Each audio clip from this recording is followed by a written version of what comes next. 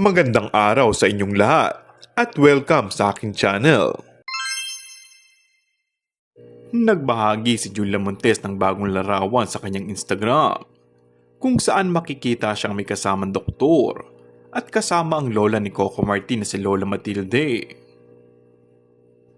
Sa caption ng kanyang post, nagpasalamat si Julia sa doktor sa ginawa sa tuhod ni Lola Matilde. Bukod dito, nag-viral ang post ni Julia at nakatanggap ng maraming komento mula sa mga netizens.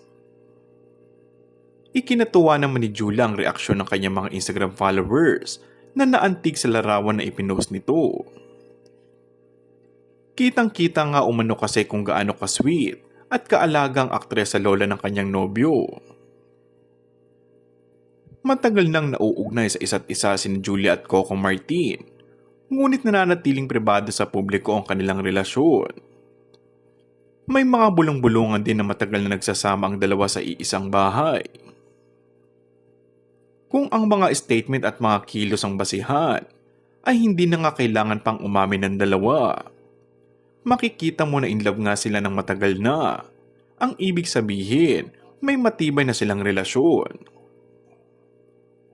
Parehas na celebrity ang dalawa. Kaya't mas pinili lang manatiling lihim sa publiko kung anumang relasyon ang mayroon sila ngayon.